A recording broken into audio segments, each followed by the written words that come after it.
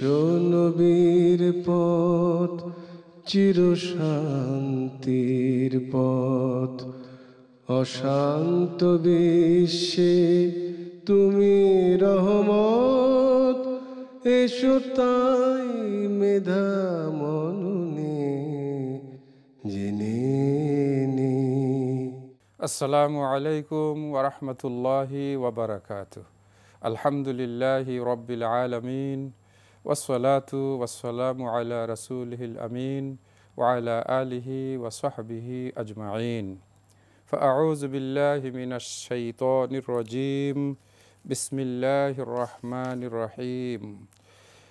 ইয়া আইয়ুহান নাস ইন্না খালাকনাকুম মিন যাকারিন ওয়া উনসা ওয়াজআলনাকুম শুউবান ওয়া ক্বাবাইলা লিতাআরাফু ইন্না আকরামাকুম ইনদাল্লাহি আতকাকুম।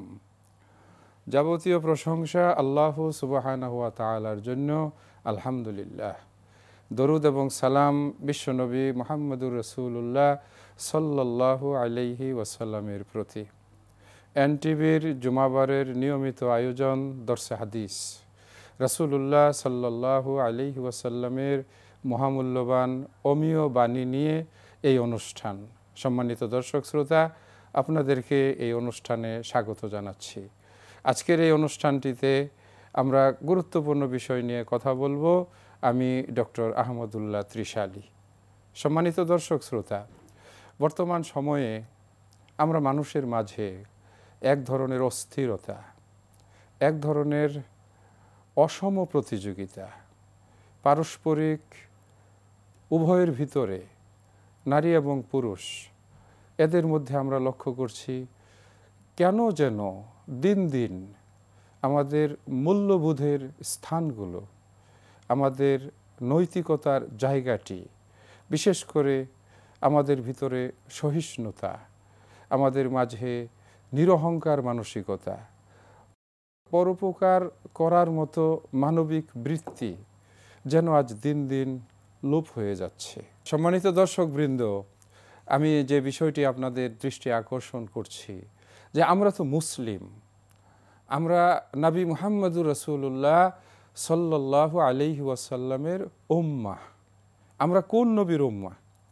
যিনি সমস্ত নবী রাসূলদের সর্দার, বিশ্ব মানবতার সকল গুণাবলী যার চরিত্রে আল্লাহ সুবহানাহু ওয়া তাআলা সন্নিবেশ ঘটিয়েছেন, আমরা সেই নবীর উম্মাহ।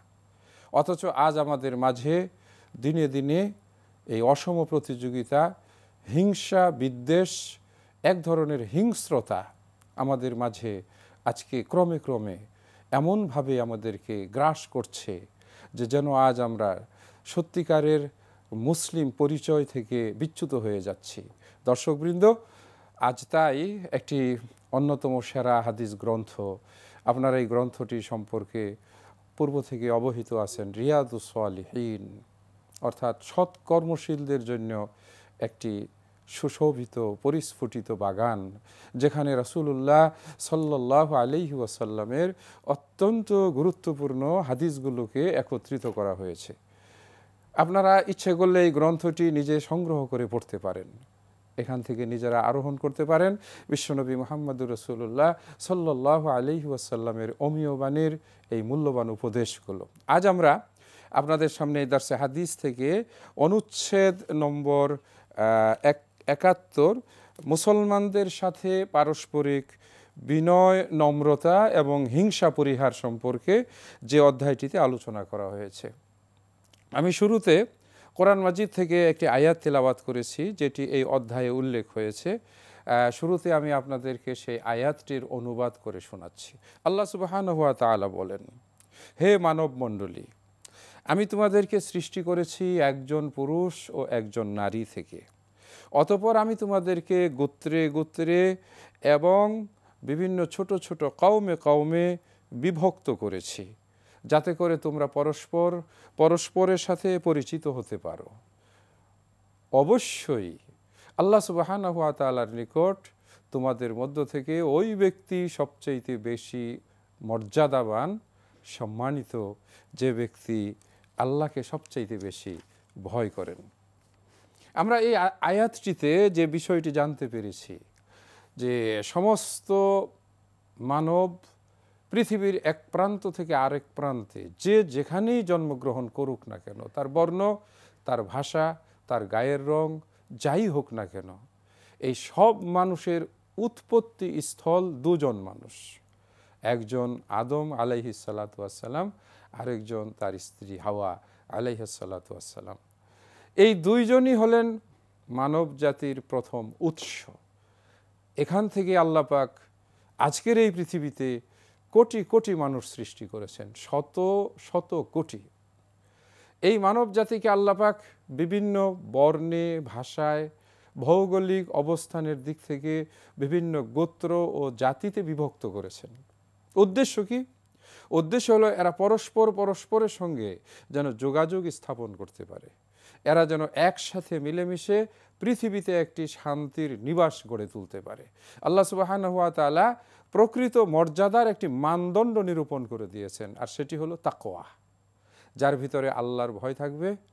যে ব্যক্তি আল্লাহকে ভয় করবে সে কখনোই কালোর উপরে ধলা বা ফর্সা হওয়ার কারণে অহংকার করবে না। যেই ব্যক্তি আল্লাহকে ভয় করবে তাহলে সেই ব্যক্তি রূপসী সুন্দরী হওয়ার কারণে রূপে এবং সৌন্দর্যে কম কোনো নারীর সামনে আত্ম অহংকার করবে না। একই মানবী থেকে আমাদের সকলের সৃষ্টি, আমরা সবাই পরস্পর এক মানব গোষ্ঠী। কোরআনের ভাষায় আমরা সবাই ভাই ভাই। সুতরাং এক ভাই আরেক ভাইয়ের সঙ্গে দাম্ভিকতা, রূঢ় আচরণ, কঠোর আচরণ অথবা তার সঙ্গে এমন ধরনের দুর্ব্যবহার সে করতে পারে না, এটি ইসলাম সমর্থন করে না। নবী মুহাম্মদুর রাসূলুল্লাহ সাল্লাল্লাহু আলাইহি ওয়াসাল্লামের এটি শিক্ষা নয়। আল্লাহ পাক সেজন্য মানদণ্ডটি দিয়েছেন, তোমাদের ভিতরে যেই ব্যক্তি সবচাইতে বেশি আল্লাহকে ভয় করবে, যে ব্যক্তি অন্তরে এই ভয় রাখবে আমি তো আল্লাহর সৃষ্টির দিক থেকে সব মানুষের সাথে একই সমান, আমার তো অহংকার করার কোনো সুযোগ নেই, এই সম্পদ তো আমার নয়, এই যৌবন তো আমার নয়, এই রূপ এবং সৌন্দর্য তো আমার নয়, এই ক্ষমতা এবং এই পাওয়ার তো আমার নয়, এগুলো সবই আল্লাহর দান। প্রিয় নবী মুহাম্মদুর রাসূলুল্লাহ সাল্লাল্লাহু আলাইহি ওয়াসাল্লামের এ প্রসঙ্গে একটি হাদিস বলছি, ইন্নাল্লাহা আওহা ইলা আন তাওয়াযাউ হাত্তা লা ইয়াফখারা আহাদুন আলা আহাদিন ওয়ালা ইয়াবগি আহাদুন আলা আহাদিন, রাওয়াহু মুসলিম। রাসূল সাল্লাল্লাহু আলাইহি ওয়াসাল্লাম বলেন, তোমরা পরস্পরের সাথে নম্র, বিনয়, সুন্দর আচরণ করো, এমনকি তোমরা কারো উপরে কোনো প্রকারের গৌরব করবে না, এবং শোনো, তোমার এই বাড়াবাড়ি সীমা লঙ্ঘন আল্লাহ পছন্দ করেন না, আর সেজন্য কখনোই সীমা লঙ্ঘন করবে না। হাদিসটি ইমাম মুসলিম রাহিমাহুল্লাহু তাআলা বর্ণনা করেছেন। অপর একটি হাদিস আমি এই প্রসঙ্গে আপনাদের শোনাতে চাই। রাসূল বলেন, ইন্নাল হাসাদা, হিংসা, ইয়াকুলুল হাসানাত, মানুষের সৎকর্মগুলোকে খেয়ে ফেলে, ধ্বংস করে ফেলে। কামা তাকুলুন নাহরুল হাতাব, যেইভাবে আগুন একটি শুষ্ক কাঠকে পুড়িয়ে ভস্মিত করে দেয়, ছাই বানিয়ে ফেলে। অহংকার তার সমস্ত সৎ আমলগুলোকে ধ্বংস করে দেয়। আপনি কোটি টাকা খরচ করে একটি মসজিদ নির্মাণ করলেন, আপনি মসজিদ নির্মাণ করার পরে দাম্ভিকের মতো অহংকার করে বললেন, এই মসজিদ আমি নির্মাণ করেছি। আল্লাহ বলেন, তোর এই একটি অহংকার উচ্চারণের কারণে কোটি টাকার নির্মিত মসজিদের সওয়াব আগুনে পুড়ে ছায়ে পরিণত হয়ে গেল। আল্লাহু আকবার। আজকে আমাদের সমাজে এই ব্যাপক অহংকার আমাদের সব শ্রেণী মানুষের মাঝে আমরা খেয়াল করি। যুবকদের মাঝে এক ধরনের দাম্ভিকতা, আমাদের যুবতীদের মাঝে এক ধরনের দাম্ভিকতা, আমাদের স্কুল পড়ুয়া শিক্ষার্থীদের ভিতরেও আজকে ক্রমে ক্রমে এই আত্মম্ভরিতা, এক ধরনের হিংস্রতা আজকে প্রকাশ পাচ্ছে, যার কারণে আমাদের সমাজে প্রতিনিয়ত লোমহর্ষক, বিভৎস, ভয়ঙ্কর ঘটনাগুলো ঘটছে। সম্মানিত দর্শকবৃন্দ, আত্মসমর্পণকারী প্রকৃত মুসলিম, আমরা ইসলাম শব্দের বাংলা অর্থ বলি শান্তির ধর্ম। শান্তির ধর্ম কথাটি ঠিক, তবে এর প্রকৃত অর্থ হলো যেই ব্যক্তি তার নিজের ফ্রিডম অফ উইল অর্থাৎ তার ইচ্ছার স্বাধীনতাকে আল্লাহ সুবহানাহু ওয়া তাআলার কাছে সমর্পণ করে দেন, অর্থাৎ যে ব্যক্তি আল্লাহর বিধানের বাইরে নিজে কখনো চলেন না। আল্লাহর বিধান হলো যে তুমি নিরহংকারী হও, কেননা অহংকারী ব্যক্তি জান্নাতে প্রবেশ করবে না। এই প্রসঙ্গে সম্মানিত দর্শক আরেকটি হাদিস এই অধ্যায়ে বর্ণিত হয়েছে, আমি সেটি আপনাদেরকে শোনাতে চাচ্ছি। ওয়ান আবি হুরায়রাতা রাদিয়াল্লাহু তাআলা আনহু আন্না রাসূলুল্লাহি সাল্লাল্লাহু আলাইহি ওয়াসাল্লাম قال نقضت صدقة من مال وما زاد الله عبدا بعفو إلا عزا وما تواضع أحد لله إلا رفعه الله। আবু হুরায়রা রাদিয়াল্লাহু তাআলা আনহু থেকে বর্ণিত, রাসূলুল্লাহ সাল্লাল্লাহু আলাইহি ওয়াসাল্লাম বলেন, দানের দ্বারা সম্পদ কমে না, বান্দার ক্ষমার গুণ দ্বারা আল্লাহ তার ইজ্জত সম্মানই বৃদ্ধি করেন। কেউ আল্লাহর সন্তুষ্টির উদ্দেশ্যে বিনয় ও নম্রতা অবলম্বন করলে আল্লাহ পাক তার মর্যাদা বৃদ্ধি করে দেন। এই হাদিসটিও ইমাম মুসলিম রাহিমাহুল্লাহ তাআলা বর্ণনা করেছেন। আমরা এই হাদিসটিতে দেখলাম যে দান, বিনয়, নম্রতা এই জিনিসগুলো কোনো দুর্বলতা নয়। অনেকেই মনে করে যে আমি যদি বিনয়ী হই তাহলে আমার প্রতিপক্ষ আমাকে দুর্বল ভাববে। অনেকে দান করাকে মনে করে যে এটা অসহায়দের কাছ থেকে কোনো সুযোগ নেওয়ার চেষ্টা। না, ইসলাম মানবতার ধর্ম। ইসলাম মানবিক বৈশিষ্ট্যগুলোর পরিচর্যার ধর্ম। নবী মুহাম্মদুর রাসূলুল্লাহ সাল্লাল্লাহু আলাইহি ওয়াসাল্লাম যে সময় পৃথিবীতে আগমন করেছিলেন, সম্মানিত দর্শক বৃন্দ, আপনারা জানেন সেই যুগটাকে কি যুগ বলা হতো? আইয়ামে জাহিলিয়া, অন্ধকার যুগ। কারণ সেই সময়ে সবচাইতে বড় যে বিপর্যয়টি ছিল সেটি হলো মানুষের মানবিক গুণাবলীগুলো ধ্বংস হয়ে গিয়েছিল। মানুষের ভিতরে লোভ, লালসা, প্রতিহিংসা এবং পরস্পরের প্রতি এই যে হিংস্রতা এতটাই বৃদ্ধি পেয়েছিল যে সেই সমাজে বসবাস করার কোনো উপায় ছিল না। আজকেও আমরা যদি এই সভ্য পৃথিবীর বর্তমান সময়কে মূল্যায়ন করি, আমরাও দিনে দিনে যেন সেই আইয়ামে জাহিলিয়াতের দিকেই চলে যাচ্ছি। আজকে প্রতিটি পর্যায়ে আমাদের হিংস্রতা প্রকাশ পেয়েছে, আমাদের মধ্যে বিনয় নম্রতা উঠে গেছে। বড় আফসোসের বিষয়, মায়ের সঙ্গে সন্তানের যে মিষ্টি আচরণ আজকে খুব কমই পরিলক্ষিত হয়। পিতার প্রতি শ্রদ্ধাবোধ, স্বামীর প্রতি স্ত্রীর আনুগত্য, স্বামীর প্রতি স্ত্রীর যে মমত্ব, বহুলাংশেই আমরা পত্রপত্রিকার এই হৃদয় বিদারক ঘটনাগুলো দেখে আমরা স্তম্ভিত হই। নিজের সন্তানকে আজকে পিতা অথবা মা শুধুমাত্র প্রতিহিংসা বশে প্রতিপক্ষকে ঘায়েল করতে হবে। কি জঘন্য মানসিকতা! নিজের কলিজার টুকরা সন্তানকে হত্যা করছে। পরকীয়ার সম্পর্কে জড়িয়ে পড়ে অনেক মা তার সন্তানকে হিংস্র বাঘিনীর চাইতে নিষ্ঠুরভাবে হত্যা করছে। কোথায় আজ মূল্যবোধ? নবী মুহাম্মদুর রাসূলুল্লাহ সাল্লাল্লাহু আলাইহি ওয়াসাল্লামের শিক্ষা, যে শিক্ষা আল্লাহর নবী তার উম্মতকে শিক্ষা দিয়ে গেছেন, মানবতার শিক্ষা, মূল্যবোধের শিক্ষা, ভালোবাসার শিক্ষা। রাসূল সাল্লাল্লাহু আলাইহি সাল্লাম এই অধ্যায়ে আরও একটি হাদিস আমাদের জন্য ইমাম নাবাবী রাহিমাহুল্লাহু তাআলা এখানে বর্ণনা করেছেন। সেটি হলো ওয়ান আনাসিন রাদিয়াল্লাহু তাআলা আনহু আন্নাহু মাররা আলা সিবিয়ানিন ফাসাল্লামা আলাইহিম ওয়া ক্বালা কানা নবী সাল্লাল্লাহু আলাইহি ওয়াসাল্লাম ইয়াফআল। আনাস রাদিয়াল্লাহু তাআলা আনহু বলেন, কিছু সংখ্যক বাচ্চা ছেলেরা তারা রাস্তায় খেলা করছিল, পাশে দিয়ে নবী মুহাম্মদুর রাসূলুল্লাহ সাল্লাল্লাহু আলাইহি ওয়াসাল্লাম গমন করছিলেন। আল্লাহু আকবার। আর এ সময় আল্লাহ রসুল ওই শিশুদের উদ্দেশ্যে সালাম দিলেন। আর এই কাজটি তিনি প্রায় করতেন। দেখুন, এই যে হাদিসটি একটি অতীব গুরুত্বপূর্ণ হাদিস। রাহমাতুল্লিল আলামিন মুহাম্মদুর রাসূলুল্লাহ সাল্লাল্লাহু আলাইহি ওয়াসাল্লাম তিনি রাস্তা দিয়ে যাচ্ছিলেন, ছোট বাচ্চারা খেলছিল, রাসূল ওই বাচ্চাদেরকে সালাম দিলেন। এই যে পরস্পরের প্রতি একটা সুন্দর চমৎকার আচরণ, হিংসা বর্জনের একটি মুখ্যম ঔষধ হলো যে ব্যক্তি তার ভাইকে আগে সালাম দিবে। রাসূল অপর একটি হাদিসে বলেছেন যে 3 দিনের অধিক দুইজন মুসলিমের কথাবার্তা বন্ধ করে রাখা হারাম। তাদের মধ্যে ওই ব্যক্তি উত্তম যেই ব্যক্তি প্রথম সালাম দিয়ে কথা বলবে। রাসূল আরেকটি হাদিসে বলেছেন, যেই ব্যক্তি প্রথম সালাম দিবে তার ভিতরে অহংকারের পরিমাণ কম হবে। যেই ব্যক্তি শুধু সালাম পাওয়ার আশা করে তার ভিতরে অহংকারের বীজ বপন করা থাকে, ওই বীজ আস্তে আস্তে মহীরুহ বৃক্ষে পরিণত হয়, তাকে অহংকারী বানিয়ে ফেলে। আরেকটি হাদিস আমরা এই অধ্যায় থেকে আপনাদের উদ্দেশ্যে শোনাবো। সেটি হলো রাসূল সাল্লাল্লাহু আলাইহি ওয়াসাল্লাম বলেন, রাসূল সাল্লাল্লাহু আলাইহি ওয়াসাল্লাম বলেন, লা ইয়াদখুলুল জান্নাহ, লা ইয়াদখুলুল জান্নাহ, সে জান্নাতে যাবে না যে ব্যক্তি অহংকার করবে। অহংকারী জান্নাতে যাবে না।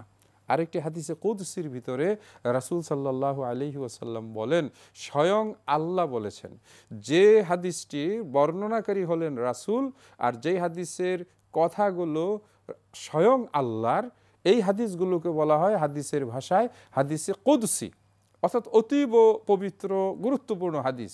সেখানে স্বয়ং আল্লাহ বলেন, আল কিবরু রিদাই, অহংকার এটি আমার চাদর। কে বলেন? স্বয়ং আল্লাহ। আমার মা বোনেরা, এই অনুষ্ঠান যারা দেখছেন, আমরা অনেক সময় অনেক তুচ্ছ বিষয় নিয়ে কিন্তু অহংকার করি। কার কত অলংকার আছে, কার কতগুলো শাড়ি রয়েছে, কার ঘরের ভিতরে ফার্নিচারগুলো খুব দামি দামি। আমাদের মা বোনদের ভিতরে এই ধরনের মানসিকতা আমরা অনেক সময় লক্ষ্য করি। তারা প্রতিযোগিতা করেন। পাশের ফ্ল্যাটের কারো যদি দামি ফার্নিচার নিয়ে আসা হয়, যদি তাদের বাড়িতে দামি দামি সোফা অথবা দামি দামি মূল্যবান এই জিনিসপত্র থাকে, তাহলে নিজের বাড়িতে নিজের ঘরে ওইগুলো সংগ্রহ করার জন্য তারা অস্থির হয়ে ওঠেন। অনেক সময় তারা তাদের স্বামীদের উপরে চাপ দেন। এই স্বামীদের উপরে অহেতুক চাপ দেওয়ার কারণে অনেক সময় তাদের স্বামীগণ অবৈধ উপায়ের দিকেও কিন্তু কিছুটা ধাবিত হয়ে পড়েন। অর্থাৎ আমি যে বিষয়টি দৃষ্টি আকর্ষণ করছি সেটি হলো যে এই যে অসম প্রতিযোগিতা, পরস্পরের ভিতরে সমান হতে হবে, তার চাইতে আমার বেশি হতে হবে। আমরা এখন আমাদের নিজেদের বাচ্চাদেরকে পড়াশোনা করার ক্ষেত্রেও আত্ম অহংকারী হয়ে উঠি। আমার ছেলে A+ পেয়েছে, অমুকের ছেলে 4 পয়েন্ট পেয়েছে, আমার মেয়ে লেখাপড়ায় ভালো, আমার ছেলে অমুক স্কুলে পড়ে, আমার ছেলে ইংলিশ মিডিয়ামে পড়ে, আমাদের গাড়িটা এই ব্র্যান্ডের। এই ধরনের জিনিসপত্র নিয়ে আত্ম অহংকার আমাদের ভিতরে যেন স্বভাবে পরিণত হয়ে গেছে। আল্লাহ পাক সব মানুষকে সমান করে সৃষ্টি করেননি। আল্লাহ কাউকে ধনবান বানিয়েছেন, আবার কাউকে জ্ঞানী বানিয়েছেন। আল্লাহ কাউকে জ্ঞান দিয়ে পরিপূর্ণতা দিয়েছেন, আবার ধন দিয়ে কাউকে সম্পদশালী করেছেন। আবার আল্লাহ পাক কাউকে ধন জ্ঞান কোনোটাই দেন নাই। আল্লাহ পাক কাউকে জন বেশি দিয়েছেন, ছেলে মেয়ে বেশি, অথচ তার ধন সম্পদ কম। আবার আমাদের সমাজে দেখি অনেক ধন সম্পদের মালিক, কিন্তু তার ছেলে মেয়ের সংখ্যা কম, অথবা আদৌ তার ছেলে মেয়ে নেই। এই যে বিভাজন, এই যে বড় ছোট করে সমাজে তৈরি করা, এটি স্বয়ং আজকে কোরআন মাজিদের যে আয়াতটি তেলাওয়াত করেছি সেখানে আল্লাহ পাক বলে দিয়েছেন যে আমি তোমাদের কাউকে উঁচু মর্যাদা সম্পন্ন, কাউকে ধনী, কাউকে গরিব, অথবা কাউকে নিচু, কাউকে উঁচু করে সৃষ্টি করেছি। এটা সামাজিক একটা ব্যালেন্স তৈরি হওয়ার জন্য। একজন মানুষ হিসাবে আমাদের দায়িত্ব কি? আমরা সকলকে আপন করে নিয়ে, আমরা সকলকে কাছে টেনে নিয়ে, ছোট বড় মিলেই, হাতের 5টি আঙ্গুল যেমন সমান নয়, সমাজের 5টি মানুষ এরকম সমাজ হতে পারে না। আর সেজন্যই সবাইকে নিয়ে একসাথে বিচরণ করার নামই হলো মুসলিম সমাজ, ইসলামী পরিবার, ইসলামী সমাজ। এটিই হলো আজকের আলোচনার মূল বিষয়। সম্মানিত দর্শকবৃন্দ, এখানে রাসূল সাল্লাল্লাহু আলাইহি ওয়াসাল্লামের আরেকটি হাদিস আমি আপনাদের শুনিয়ে এই আলোচনার উপসংহার টানব।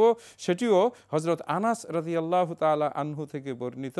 নবী মুহাম্মদুর রাসূলুল্লাহ সাল্লাল্লাহু আলাইহি ওয়াসাল্লাম থেকেই এটি বর্ণিত হয়েছে। মদিনার কোনো এক বাদী নবী সাল্লাল্লাহু আলাইহি সাল্লামের হাত ধরে যেখানে ইচ্ছা তাকে রাসূল সাল্লাল্লাহু আলাইহি ওয়াসাল্লাম অর্থাৎ তাকেও তিনি সম্মান দিয়েছেন, মর্যাদা দিয়েছেন। অর্থাৎ এই হাদিসটিতে আমরা পাই যে এই যে আমাদের বাড়িতে, আমাদের বাসাতে যাদেরকে আমরা কাজের বুয়া বলি, অথবা আমাদের গাড়ির ড্রাইভার, অথবা আমাদের দৈনন্দিন মজুরি খাওয়া মানুষ, রাসূল সাল্লাল্লাহু আলাইহি ওয়াসাল্লাম এই শ্রেণীর মানুষকে তিনি তার সামনে বসতে দিয়েছেন। এমনকি তাদের হাত ধরে তিনি হেঁটে চলেছেন। তিনি এতে লজ্জিত বোধ করেন নাই, বরং এর দ্বারা তিনি এই সাধারণ শ্রেণীর মানুষ, আমি ওই শব্দটি বলবো না যে এরা নিচু শ্রেণীর মানুষ, না, এরা নিচু বলে কোনো শ্রেণী নাই, এরা সাধারণ শ্রেণীর মানুষ। এই সাধারণ শ্রেণীর মানুষকে রাসূল সাল্লাল্লাহু আলাইহি সাল্লাম বুকে টেনে নিতেন। আমরা তো এই ঘটনা সবাই জানি যে বিলাল রাদিয়াল্লাহু তাআলা আনহু ওই হাবশি দেশের কালো গোলাম, আর সেই ছিল রাসূল সাল্লাল্লাহু আলাইহি সাল্লামের প্রিয় পাত্রদের একজন। এভাবেই ইসলামের সুমহান শিক্ষা এবং আদর্শ আমাদেরকে যে মূল্যবোধটি শিক্ষা দেয় সেটি হলো হিংসাকে পরিহার করা, সেটি হলো রূঢ় আচরণ পরিহার করা, সেটি হলো আমাদের বাসা বাড়িতে যে সমস্ত আমাদের অধীনস্থ ব্যক্তিরা রয়েছে তাদের ব্যাপারে সচেতন হওয়া। সম্মানিত দর্শকবৃন্দ, আমরা আলোচনাটির একেবারে শেষ পর্যায়ে পৌঁছে গেছি। আমি আপনাদেরকে দৃষ্টি আকর্ষণ করে বলতে পারি, এই অধ্যায়ে আরও একাধিক হাদিস ইমাম নববী রাহিমাহুল্লাহ তাআলা এখানে উল্লেখ করেছেন। একটি সীমিত সময়ের অনুষ্ঠানে সবগুলো হাদিস পড়ে তার ব্যাখ্যা করা হয়তো সম্ভব হয়ে উঠল না, তো আমি আপনাদেরকে দৃষ্টি আকর্ষণ করতে পারি রিয়াজুস সালিহিন, ইমাম নববী রাহিমাহুল্লাহ তাআলার একটি বিখ্যাত হাদিস গ্রন্থ। এটি আপনার বাড়িতে আপনি সংরক্ষণে রাখতে পারেন, সংগ্রহে রাখতে পারেন। অবসর সময় হলে আপনি এটি খুলে রাসূল সাল্লাল্লাহু আলাইহি ওয়াসাল্লামের এই হাদিসগুলো আপনি পড়ে পড়ে আপনার নিজের শুদ্ধি অর্জন করতে পারেন, তাকওয়া অর্জন করতে পারেন। সব কিছুর মূলে আমরা কোরআন ও সুন্নাহর আলোকে যে ঢালটি দেখতে পাই, রাসূল সাল্লাল্লাহু আলাইহি ওয়াসাল্লামের শিক্ষা থেকে আমরা যে উপদেশটি পাই সেটি হলো পাপ কাজ থেকে, অন্যায় থেকে, হিংসা থেকে, অহংকার থেকে, রূঢ় আচরণ থেকে, অথবা অপরের ক্ষতি করার মানসিকতা থেকে, অথবা আত্মপরিশুদ্ধতা অর্জন করার ক্ষেত্রে একটি ঔষধ, একটি ঢাল আমাদেরকে নবী মুহাম্মদুর রাসূলুল্লাহ সাল্লাল্লাহু আলাইহি ওয়াসাল্লাম উপহার দিয়ে গেছেন, আর সেটির নাম হলো তাকওয়া। তাকওয়া শব্দের অর্থ হলো আল্লাহর ভয়। যে আল্লাহর ভয়কে নিজের হৃদয়ে স্থান দিতে পেরেছে সে সত্যিকার অর্থে মানবিক মূল্যবোধে একজন সত্যিকারের আদর্শ, একজন জান্নাতি মুসলিম হওয়ার গৌরব সে অর্জন করতে পেরেছে। আজকের এই অনুষ্ঠানে আমি একেবারে শেষ পর্যায়ে এসে আপনাদের কাছে এই আবেদন রাখব, আমরা কোরআন ও সুন্নাহর আলোকে নবী মুহাম্মদুর রাসূলুল্লাহ সাল্লাল্লাহু আলাইহি ওয়াসাল্লামের আদর্শের দ্বারা এবং তার শিক্ষা দ্বারা এই বিশেষ করে সুকুমার বৃত্তিগুলোকে যে আচরণ ধ্বংস করে, একেবারে শেষ পর্যায়ে দুটো শব্দ আমি আপনাদের উদ্দেশ্যে বলতে চাই। উত্তম আচরণের আরবি হলো আখলাকে হামিদা, প্রশংসিত গুণাবলী, আর নিকৃষ্টতম আচরণ, এই আচরণের আরবি শব্দটি হলো আখলাকে জামিমা।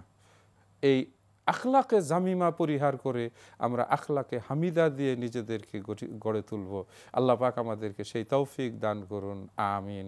সকলকে মোবারকবাদ জানিয়ে এই অনুষ্ঠান এখানেই শেষ করছি। আসসালামু আলাইকুম ওয়া রাহমাতুল্লাহি ওয়া বারাকাতুহু। বিশ্ব নবীর পথ চিরশান্তির পথ, অশান্ত বিশ্বে তুমি রহমত।